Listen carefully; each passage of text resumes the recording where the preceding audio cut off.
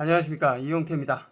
이번 시간에는 3D 레이어 모드에 대해서 살펴보는 시간으로서 카메라 워크를 이용한 애니메이션을 만들어 보도록 하겠습니다. 애프터 이펙트는 3D 레이어 모드를 지원을 해 주는데요. 3D 모드는 X와 Y축만을 사용한 평면을 넘어서 Z축을 사용을 하기 때문에 아주 입체적인 작업을 해줄 수가 있습니다. 가령 새로운 컴포지션을 하나 만들어 볼까요? 720에 720 정사각형 컴포지션을 하나 만들어 봅니다. 만들어졌고요. 자, 여기에 레이어를 하나 만들어주죠. 레이어 뉴 솔리드. 솔리드 레이어는 단일 색상을 가진 컬러 매트 정도라고 생각하면 되는데요. 이 솔리드 레이어를 통해서 다양한 효과를 연출을 할 수가 있습니다. 자, 1이라고 입력을 해주고요. 색깔은 뭐 하늘색 그대로 사용하고, 그 다음에 크기는 720 그대로 사용합니다. 오케이, 적용이 됐고요. 계속해서 2번이라고 해주고 색깔은 다른 색깔로 바꿔줍니다. 오케이. 그 다음에 3번 역시 색깔만 바꿔주죠. 오케이. 4번 색깔만 바꿔줍니다. 계속해서 5번 색깔만 바꿔주고요. 하나만 더 만들어 보죠. 정육면체 박스를 만들기 위한 작업입니다. 됐습니다. 모두 6개의 정사각형 솔리드 레이어를 만들어 줬고요. 이제 지금의 6개의 레이어를 가지고 정육면체 박스를 만들어 보도록 하겠습니다. 우리가 알고 있는 박스는 앞면, 옆면, 뒷면, 윗면, 아랫면 이런 식으로 사용이 되죠. 그런데 현재 평면인 상태에서의 작업은 솔리드 레이어를 열어보면 포지션을 보면 X, Y축 즉 평면의 작업밖에 할 수 없다는 거 알 수가 있습니다. 그런데 3D 레이어를 사용을 하면 Z축이 추가가 되기 때문에 입체적인 작업을 해줄 수가 있습니다. 3D 레이어를 만들어주기 위해서 모든 레이어를 먼저 이렇게 선택을 해주고요. 그 다음에 요 입체 육면체 박스 모양의 3D 레이어를 쭉 해서 켜줍니다. 켜주면 선택된 레이어에 축이 생기는데요. 지금의 축이 생겼다는 것은 입체 작업을 할 수 있는 3D 레이어 모드로 바뀌었다는 것을 의미합니다. 초록색은 Y축, 그리고 빨간색은 Z축, 그리고 빨간색은 X축, 그리고 파란색은 Z축에 해당이 됩니다. 각 축 위에 마우스 커서를 갖다 놓고 움직여 보면 해당 방향으로 움직이는 것을 알 수가 있죠. 컨트롤 Z.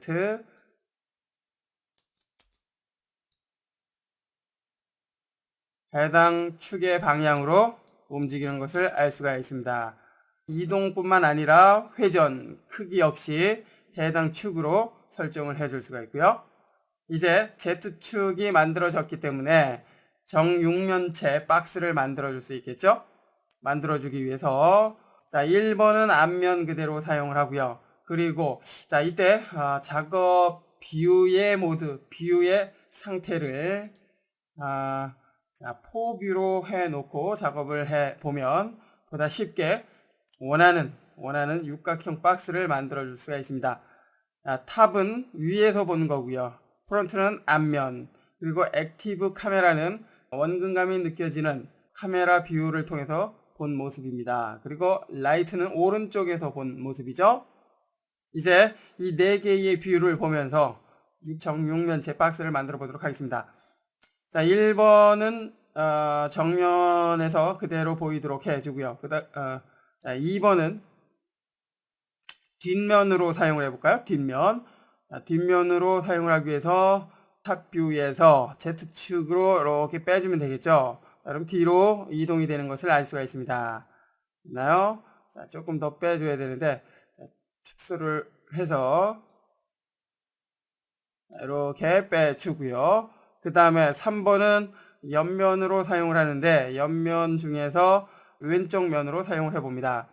자, 선택을 했고요. 그 다음에 X축으로 이동을 해줘야 되는데, 중요한 것은 지금 정면을 바라보는 이 상태라면 곤란하죠. 그렇기 때문에 이렇게 옆면으로 사용할 수 있게 회전을 시켜줘야 합니다. 회전을 해주기 위해서 로테이션 툴을 사용해도 되겠죠. R키를 누르고 로테이션 옵션만 설정할 수 있는 상태로 해줍니다. 그리고 회전을 해줘야 되는데요. Y 로테이션을 회전을 해보면 이와 같이 회전이 됩니다. 그죠? 자, 그러면 옆면으로 사용할 수 있는 상태가 됐죠? 90도로 해주면 말이죠. 됐고요. 그 다음에 자, 이번에는 3번 레이어죠? 3번 레이어의 이름은 4번입니다. 자, 역시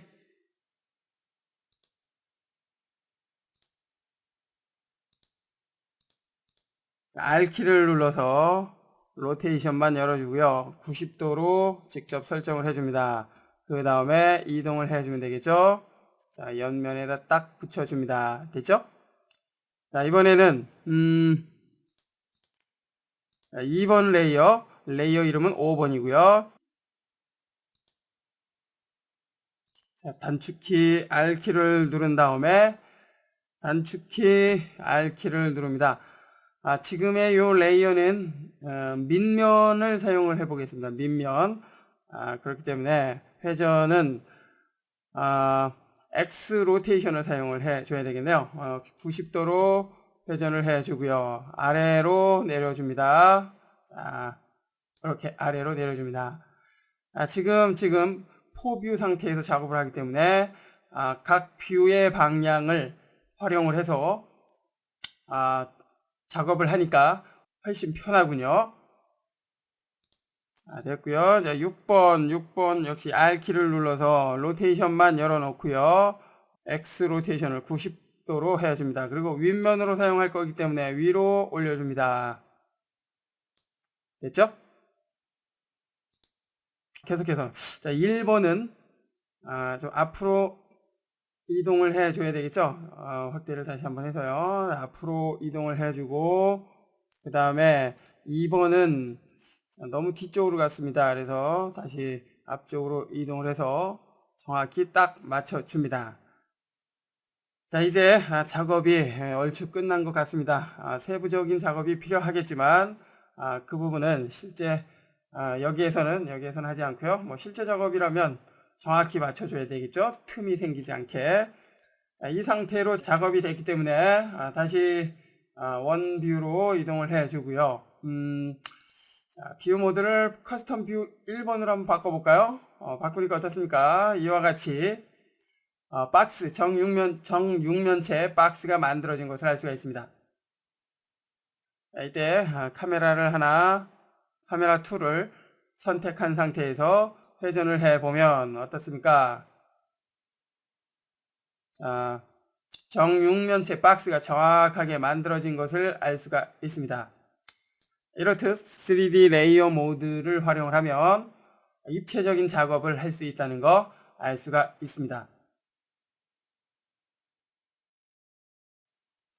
계속해서 이번에는 어떠한 이미지, 즉 객체를 원근감이 느껴지도록 배치를 해 놓고 카메라가 이동을 하면서 촬영을 하는, 즉 애니메이션을 하는 카메라 워킹에 대해서 살펴보도록 하겠습니다. 작업에 사용할 이미지를 불러오는데요. 포토샵 파일은 꿈의 동산을 불러옵니다. 지금의 이 파일은 여러 개의 레이어를 사용한 파일입니다. 레이어가 있는 포토샵 파일을 불러오면 이와 같이 포토샵 설정 창이 나타나는데요. 임포트 카인드를 컴포지션 리테인 레이어 사이즈로 해줍니다. 그 다음에 오케이.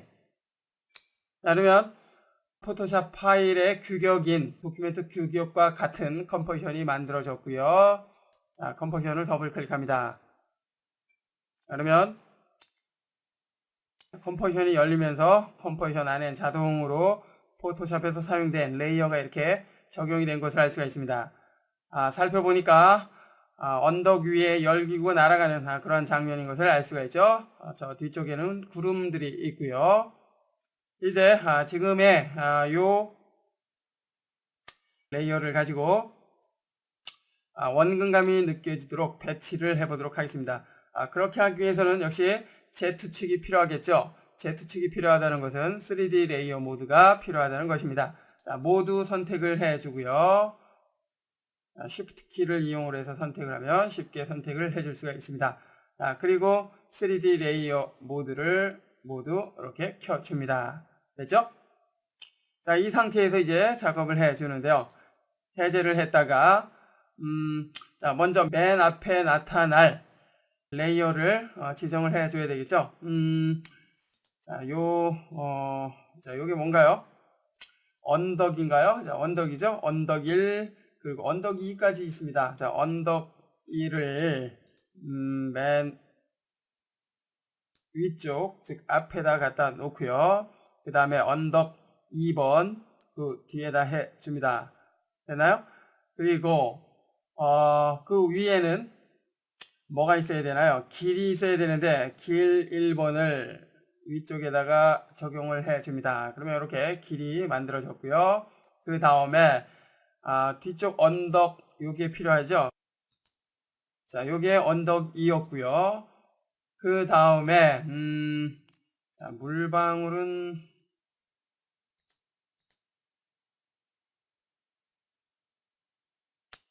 풀이 있는데요. 풀 역시 언덕 위쪽에 갖다 놔야 되기 때문에 이렇게 올려놓습니다. 그러면 이렇게 풀이 나타나고요. 그 다음에 또 습이 있는데요. 습은 어떤 거였나요? 자, 여기 있네요. 습도 역시 언덕 위쪽에다 갖다 놔야 되겠죠. 자, 그리고 여기 작은 나무죠. 작은 나무는 언덕 2번 앞에서만 나타나면 됩니다. 그래서 이렇게 해주면 되겠고요. 그리고 울타리가 어떤 모습이었나요? 자, 요 모습이었네요. 울타리는 자, 요 뒤쪽 언덕에다가 올려놓죠. 자, 그러면 이렇게 앞쪽 언덕에는 가려지지만 뒤쪽 언덕에는 나타나는 것을 알 수가 있습니다. 그렇죠? 그리고 구름은 역시 뒤에 있어야 되고요. 하늘은 맨 뒤에 있어야 되겠죠. 됐고요. 그 다음에 자, 요 열기구는 앞쪽과 뒤쪽 언덕 사이에서 나타날 수 있도록 해 봅니다. 자, 여기에 열기구 몇 번인가요? 열기구 1번이군요. 그러면 언덕 사이에 자, 이렇게 갖다 놓고요. 울타리 앞쪽에 나타날 수 있도록 해줍니다. 그리고 작은 나무는 이렇게 순서를 뒤로 바꿔주고요. 됐나요? 자, 열기구 3은 현재 어느 지점에 나타나나요? 자, 요 지점에서 나타나는군요. 됐고요. 그리고 열기구 2번은 자, 역시 요 지점에 나타나는군요. 됐습니다. 자, 이와 같이 배치를 해 놨고요. 이제 지금의 요 3D 레이어들의 원근감 깊이를 설정을 해주기 위해서 뷰 모드를 탑뷰로 해줍니다. 그러면 위쪽에서 본 상태가 됐죠? 조금 축소를 해주고요. 마우스 휠을 사용을 하면 되겠죠?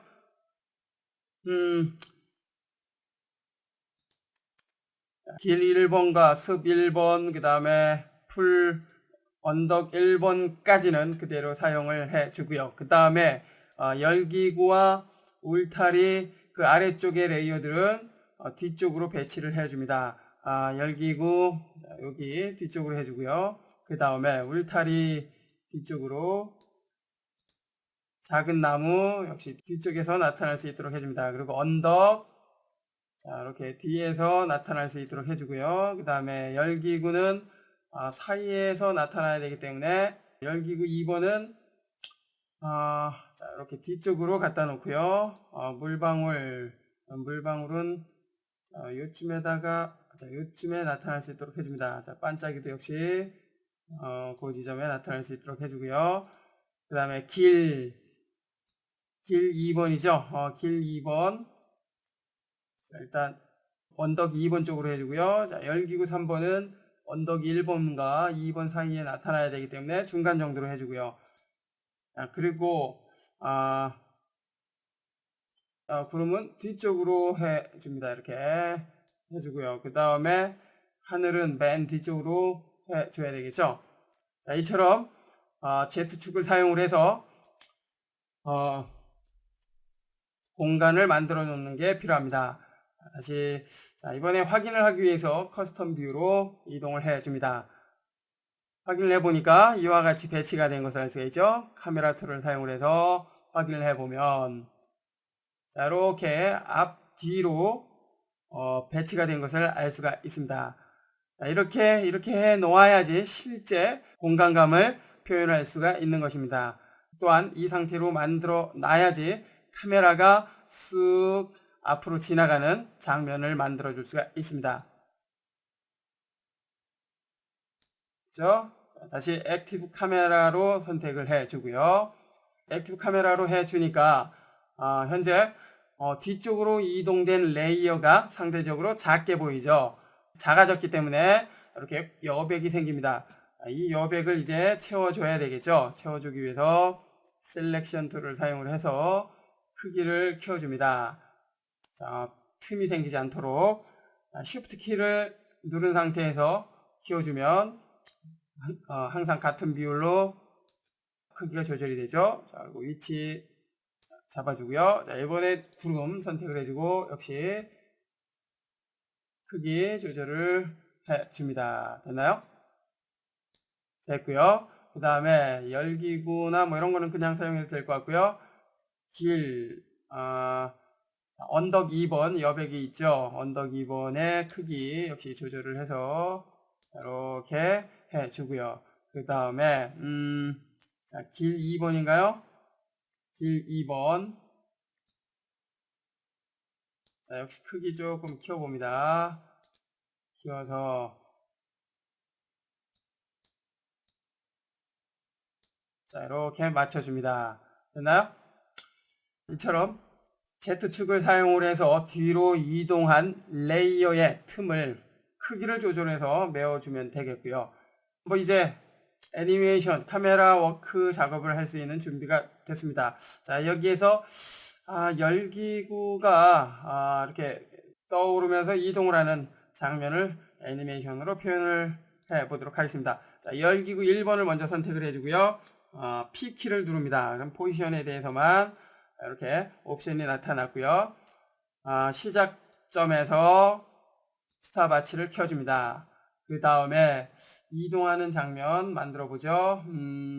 자, 마지막 끝 프레임으로 이동을 해주고요. 그 다음에 쭉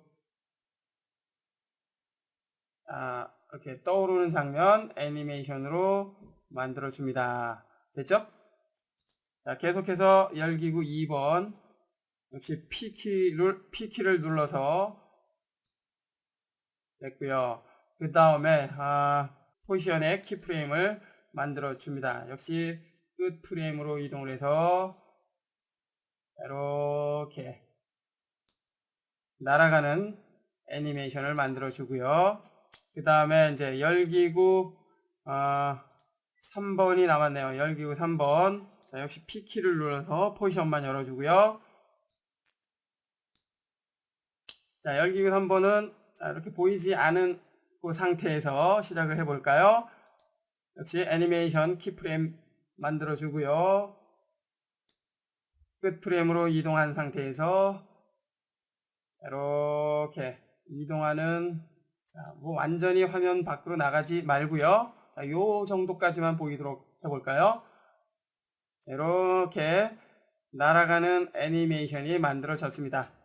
자, 이 상태에서 이제 카메라 워크를 표현을 해보도록 하겠습니다. 작업 중간중간에 저장을 하는 습관.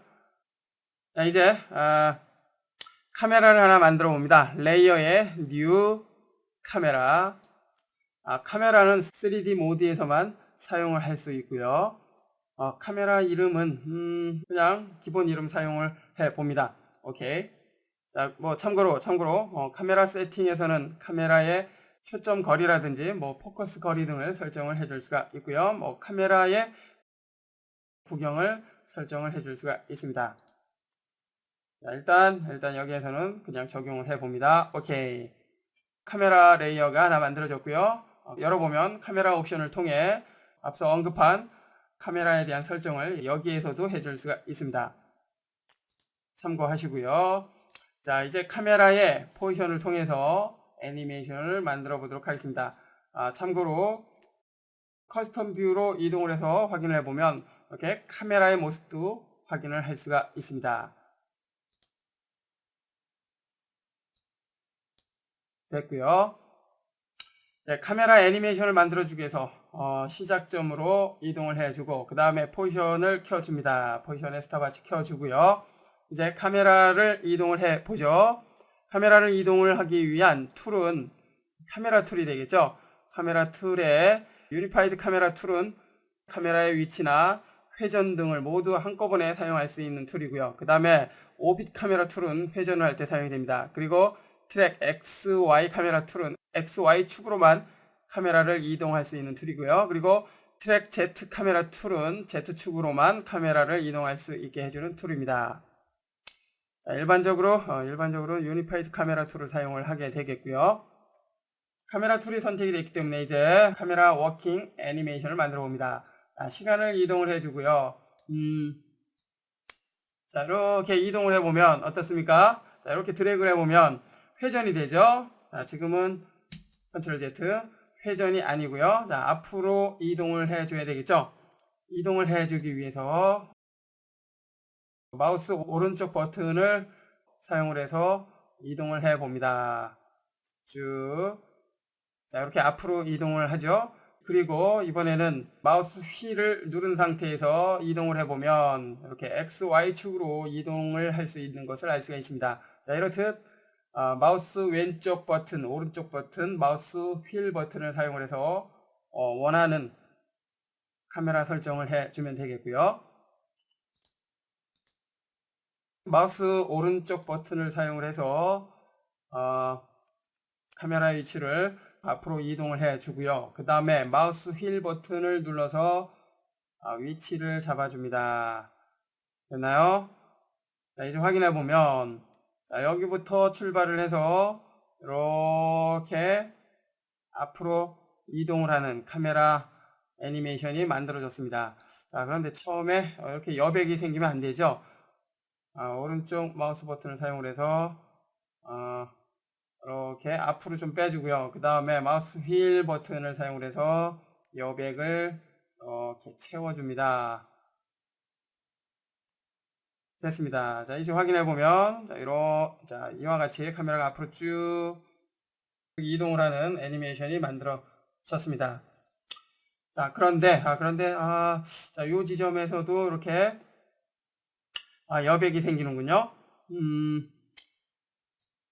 자, 다시 처음으로 가서 만들어진 키프레임을 모두 삭제를 해줍니다. 스탑워치를 해제를 해주면 되겠죠. 이번엔 카메라 툴이 아니라 포지션의 위치 값을 사용을 해서 카메라 워킹을 해보도록 하겠습니다. 자, 초기 값으로 되돌아가기 위해서 리셋. 그러면 초기 값으로 되돌아갔고요. 역시 키프레임을 만들어 주고요. 자, 여긴 아니죠. 자, 여기만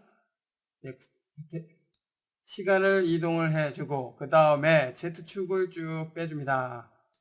자, 이때 Shift 키를 누른 상태에서 수치를 조절하면은 수치의 변화가 크죠.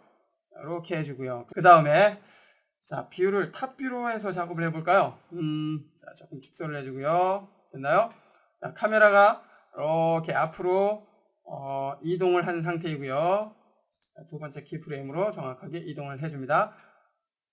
셀렉션 툴을 사용해서 카메라 위치를 이렇게 바꿔봅니다. 그러면 이렇게 이동하는 장면이 만들어지죠.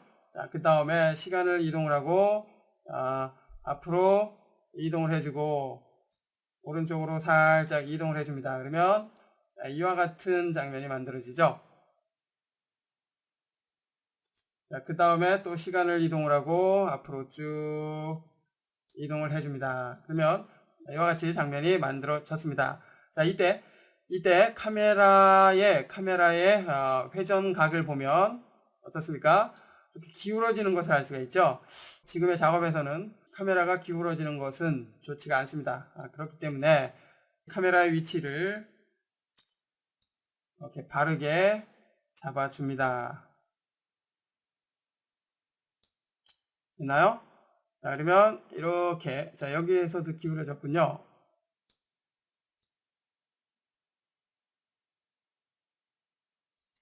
자, 요 부분에 대해서도 애니메이션이 필요할 것 같습니다. 자, 포인트 오브 인터레스트 키프레임을 켜주고요. 그 다음에 시간 이동하고 바로 잡아주고요. 됐나요? 자, 그리고 역시 이동해주고 바로 잡아줘야 되겠죠?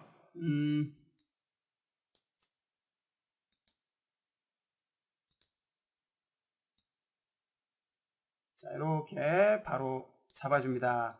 그리고 또 이동을 해주고요. 자, 여기에서는 뭐 필요가 없겠네요. 자, 그러면 이와 같이 카메라 애니메이션이 만들어진 것을 알 수가 있습니다. 됐죠? 자, 이제 확인을 하기 위해서 액티브 카메라 확인을 해보면 처음엔 이 상태고요. 그 다음에 쭉 앞으로 이동이 되고요. 뒤쪽 동선으로 이동하는 그런 장면이 만들어졌습니다. 자, 이렇듯 3D 모드에서는 카메라를 사용할 수 있기 때문에 카메라 워킹 기법을 표현을 해줄 수가 있습니다. 지금의 작업 이외에도 사진과 같은 이미지를 앞뒤로 배치를 해 놓은 상태에서 카메라가 그 사이로 쑥 훑고 지나가는 그러한 장면들 표현을 해줄 수가 있겠죠. 자, 여기서 카메라의 옵션을 열어놓고요. 포커스 아웃 효과를 한번 표현을 해보도록 하겠습니다.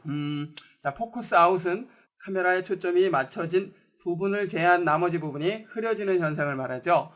자, 뎁스 오브 필드를 켜주고요. 자, 그러면 현재 이렇게 흐려진 것을 알 수가 있는데요. 자, 블러 레벨을 일단 한 10 정도로 내려줍니다. 그리고 포커스 디스턴스의 값을 조절을 해보죠.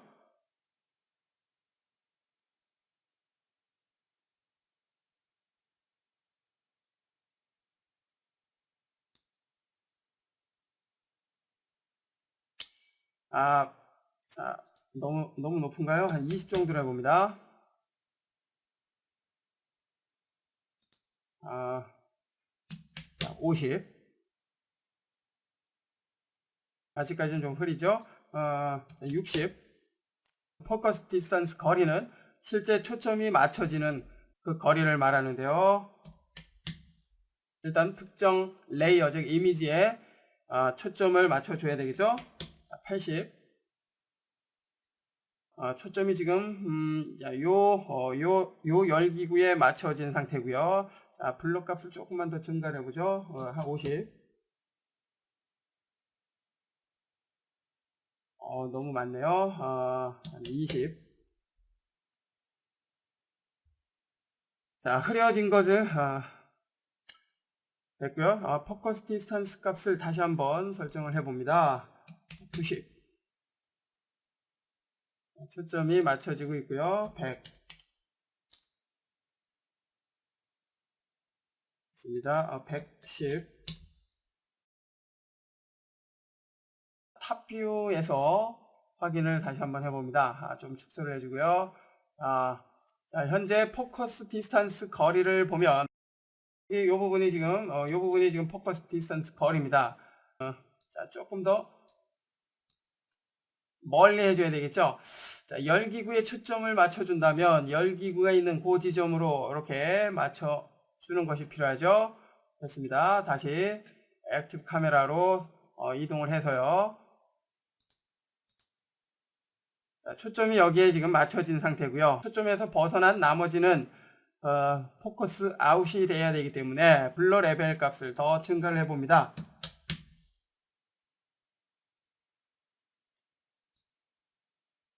자, 너무 흐려졌네요. 그죠? 조금만 더 연하게 블러 값을 줄여줍니다.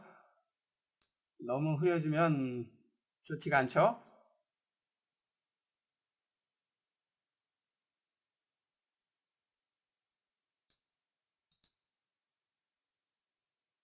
자, 요까지만 해볼까요? 지금 현재 요 열기구에 포커스가 맞춰졌기 때문에 나머지 부분은 이렇게 흐려진 것을 알 수가 있습니다. 카메라 워킹을 할 때 포커스 디스턴스 거리에 일치된 그 레이어, 즉 이미지만 이렇게 뚜렷하게 나타나고요. 나머지 부분은 이렇게 흐려지게 됩니다. 이것을 포커스 아웃 효과라고 하는데요. 이렇게 해준다면 실제 카메라에서 촬영한 것처럼 사실적인 표현을 해줄 수가 있습니다. 자, 현재는 언덕 1번에 대해서 포커스가 맞춰진 상태이기 때문에 이 부분은 뚜렷하게 나타나고요. 그렇지 않은 부분은 흐리게 표현이 되죠.